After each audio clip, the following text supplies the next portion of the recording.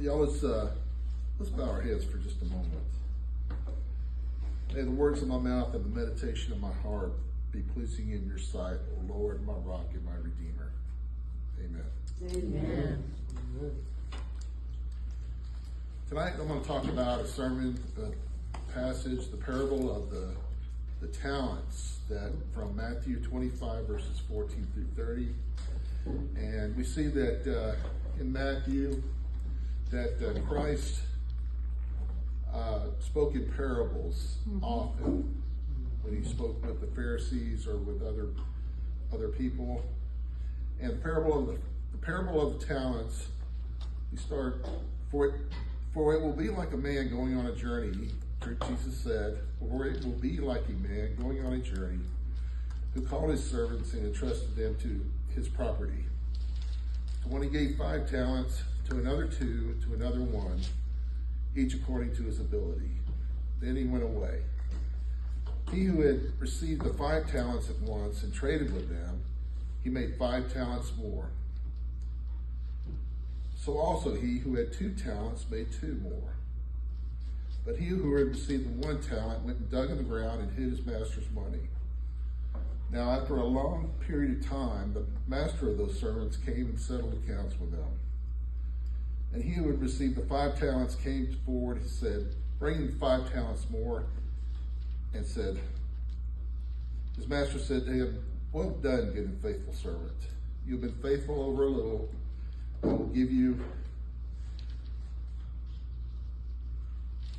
I will set you over much."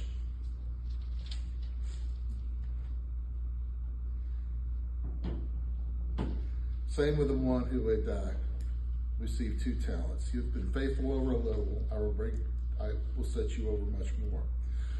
The one who had received 1 talent, and we kind of know how this, maybe we've heard this before. The one who received 1 talent came forward saying, "Master, I knew you to be a hard man, reaping where you did not sow and gathered where you scattered no seed. So I was afraid, and I went and hid your talent in the ground. Here, you have what is yours." But his master answered him, "You wicked and slothful servant. You knew that I reap where I have not sown and gather where I have scattered no seed. Then you ought to have invested my money with the bankers, and at my coming I should have received what was my own with interest. So take the talent from him and give it to the one who has 10.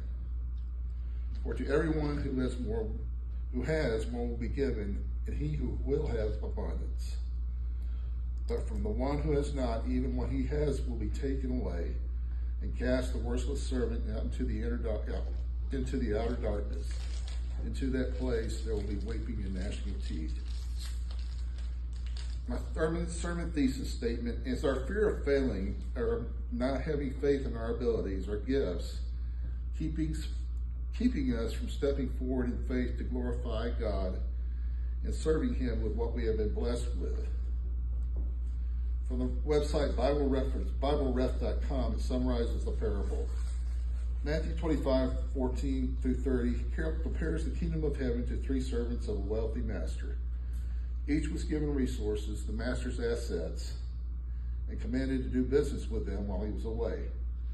2 of the servants applied the supplied funds and doubled the sums of money while he was away. They are richly rewarded when he returns. The 3rd servant buries the money and does nothing with it out of supposed fear of the master. The master condemns his laziness and evil, casting him out. Jesus' servants must work diligently while waiting for his return, not wasting the talents and the resources that they have been given. The main points of my sermon passage in sentence form: Matthew 24, 14 through 18. The man going on his journey called his servants and entrusted him to his property. To the one he gave 5, to another 2, and another 1, according to their ability. Then he left on his journey. Seeing the opportunity given by the master, the one with 5 talents went and made 5 more. The one with 2 went and made 2 more. And the third with 1 talent went and wasted the opportunity and dug a hole in the ground and buried his master's money. So he was afraid to use what, he was afraid to even go and ask, hey, how did y'all do that? Or, reach out and ask someone. Matthew 25, 19 through 25. The master returns from being away and goes to check on how well the servants had done with what he gave them. The servant given 5 talents took those and earned 5 more. The second servant given 2 talents took those and earned 2 more.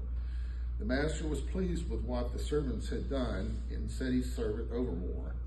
Approaching the third servant, it became obvious that the servant had accomplished nothing with what he was given other than to hide it to avoid losing him. The servant began to make excuses as to why he didn't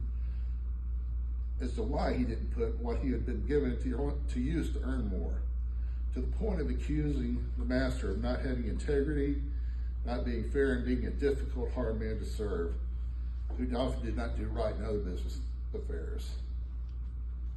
And Matthew 25, verses 26 through 30, the master, upset with the unfaithful servant, answered him, "You wicked and evil servant, you knew that I reap where I have not sown and gather where I have scattered no seed. Then you ought to have invested my money with the bankers, and upon returning, I would have made what I had with interest." The master then took 1 talent and gave it to the one who had given him back 10. For everyone who has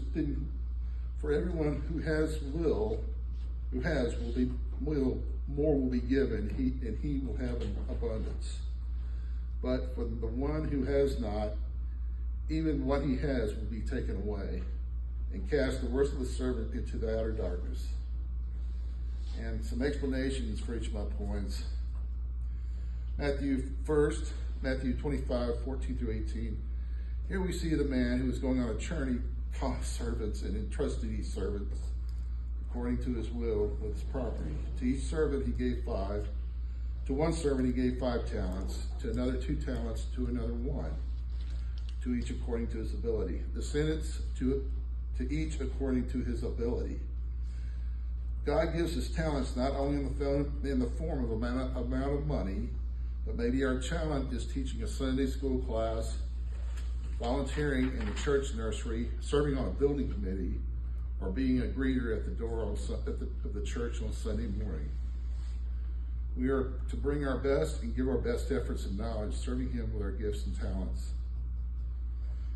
Matthew 25, 19 through 25. After being away for a while the master returns and comes to settle accounts with them. The one who had received 5 invested in faith, made 5 more. Same with the second servant who had received 2 and invests and earns 2 more. And the final servant received 1. Knowing the master expected a lot, he was afraid if he was lost or stolen, or he simply wasn't sure what to do, dug a hole in the ground and buried it. When the master returned, he called upon the 3 servants. The first servant who had received 5 talents earned 5 more. The second servant who had received 2 talents earned 2 more. And the one, he was upset. The master went to the third servant who buried his, and he was upset with the servant for not using what he had been given. The master was upset because what he had been given in good faith for the servant to take or invest, if not place it where it would gain interest. All 3 servants were entrusted by the master. However, where 2 of the servants understood what the master was saying and the opportunity in front of them, the third servant, having served mostly out of fear of the master, acted out of fear of disappointing the master and buried the talent to return to him what was his. In Matthew 25, 26 through 30, here we see the master confront the servant and ask him why he accused him of being a harsh and cruel master. He also asked him why he didn't do more with the money than just bury it in the ground. The servant then proceeds to challenge the master's integrity where it wasn't his place to do so, and for his laziness and unwillingness to take action, and invest the money or put it in the bank, the talent was taken to the servant and given to the servant who had received 5 talents.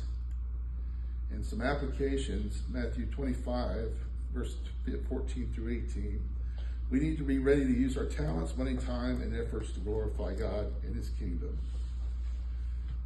If an opportunity is present, we should pray diligently, but let's not be afraid of stepping out of faith and taking action.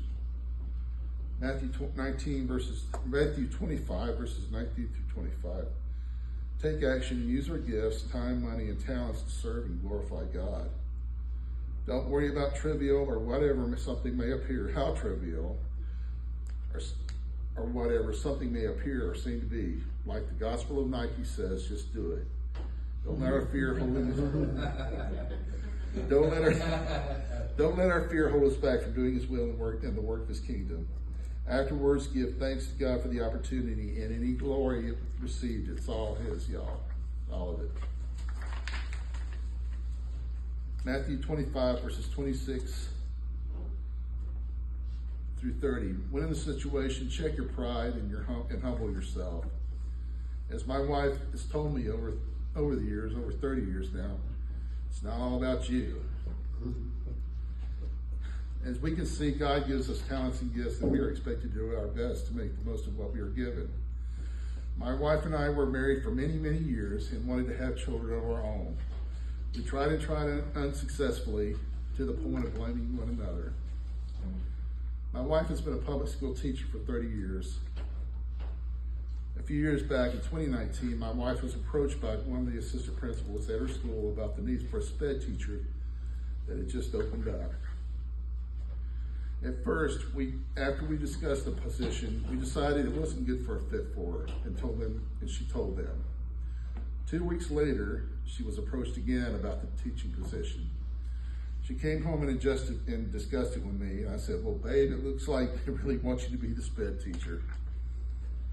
The school year began, and she settled down a difficult path of becoming and being a SPED teacher.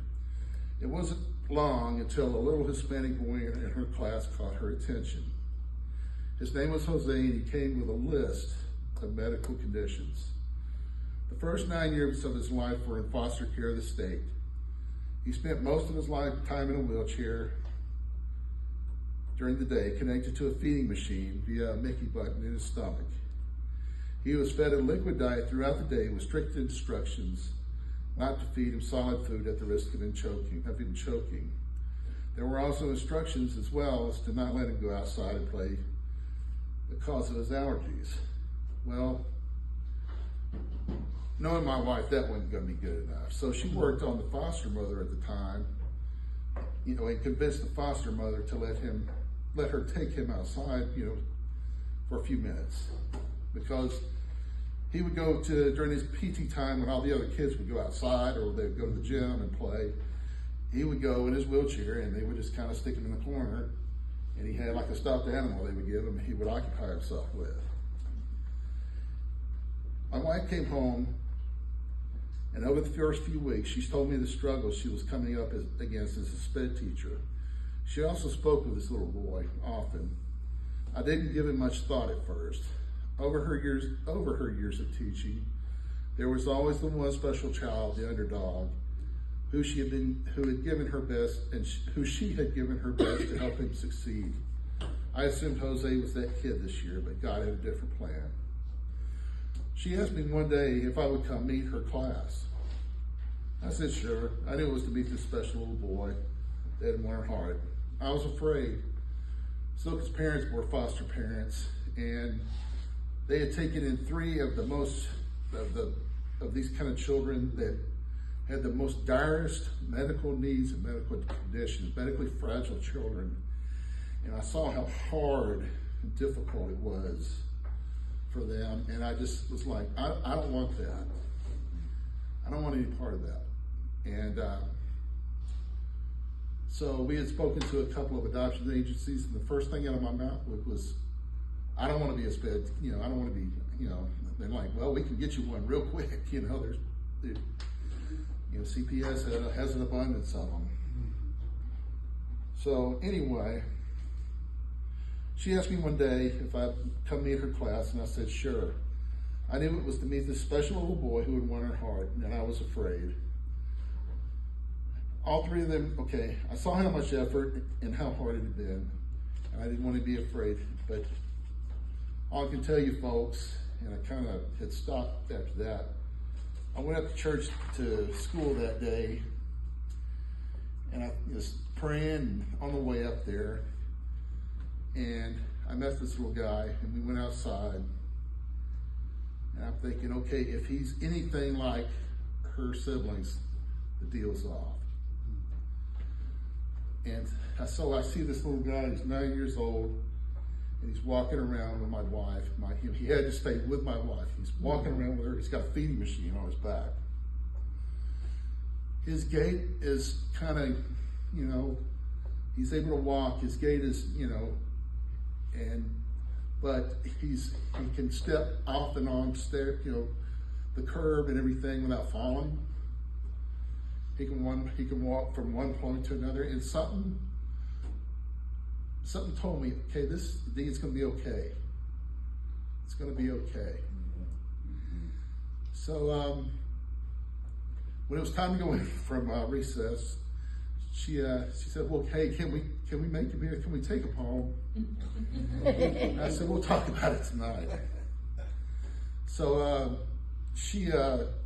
we went home, and I said, sure, babe, let's do this. Let's really, you know, give it, you know, all we can do is try. So she contacted the child's CPS agent the next day, and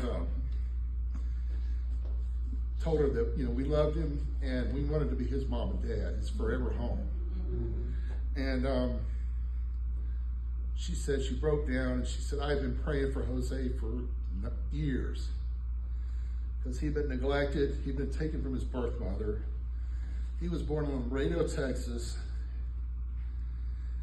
and with all these medical conditions, his mother was an illegal immigrant, whatever your thought is on that. But he needed more help than she was able to give to him. So they took him to San Antonio. CPS took custody of him, took him to San Antonio where he could get the treatment he needed. Because he also had club feet and a host of other things. He has a condition called Mobius, where his face, you know, he can't smile or laugh or things like that. His talking, his mouth is very restricted. His jaw, he doesn't, you know, can't open and close very well. So whereas when we talk to one of us, we see each other, we smile, we laugh, we cry, okay, we know, you know, well, it's a little bit different with him, but you know him for a while. Well, so we started down this path, and it was we had to go through a lot of training. And then one time I remember that was, you know, the case manager, we were going through a agency in Salado, with the name escapes me, and they said, your wife is good. She has, you know, what, she's a SPED teacher, she's got plenty of observation. You, though, need 40 hours. I'm like, 40 hours is 25 years of being having in-laws with special needs kids, not count. And, you know, they said no. Well, I went and did a 40 hours as of observation, but it was really more or less volunteering at the school. And it was, I tell you, after that week of going between her class and, like, she wanted me to see the difference, just how big a difference there was between those two different groups of children. And it was eye-opening. But at the end of the week, I walked out at school, and I felt like the best I'd felt since we moved to Temple, Texas. And folks, the rest is history. We adopted him. He came to us the spring break of 2020, right before all that COVID madness started. And I remember him being knocking on the front door with his last foster family, and he was so tiny, and his legs, his little arms and legs were just, I looked at him and I'm like, wow, there he is, he's really here. And so I I knew I wanted him, ever since I wanted him to know me, and I wanted him to know me as his father and love him. Amen. So if that's, that's been my thing, being a dad, and I love it. I love it, y'all. Amen. I wanted to read this poem to y'all tonight. It's kind of off the subject of Jose, but it's one I heard years ago called The Touch of the Master's Hand, and many of you, if not all of you in here, may have heard this at one time. The Touch of the Master's Hand, this is from a lady, Myra Brooks Welch. It was battered and scarred, it said in the auctioneer, thought it scarcely worth his while to waste much time on the old violin, but he held it up with a smile. What am I bidding, good folks, he cried. Who will start bidding for me? $1 then, two, only $2, and who'll make it $3? $3 once, $3 twice, going for $3, but no. From the room far back, a gray-haired man came forward and picked up the bow. Then wiping the dust from the old violin and tightening the loose strings, he played a melody pure and sweet as the caroling angel sings. The music ceased, and the auctioneer, with a voice that was quiet and low, said, what am I bidding for the old violin? And held it up with the bow. $1,000, and who'll make it $2? 2,000, who'll make it $3?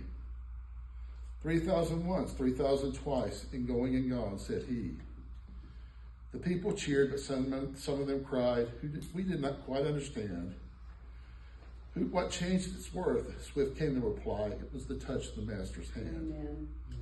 And many a man with his life out of tune and battered and scattered with sin is auctioned cheap to the thoughtless crowd, much like the old violin. A mess of pottage, a glass of wine, a game, and he travels on. He's going once and going twice. He's going and almost gone. But the Master came, and the foolish crowd never can quite understand the worth of a soul and the change that's wrought by the touch of the Master's hand. Thank you.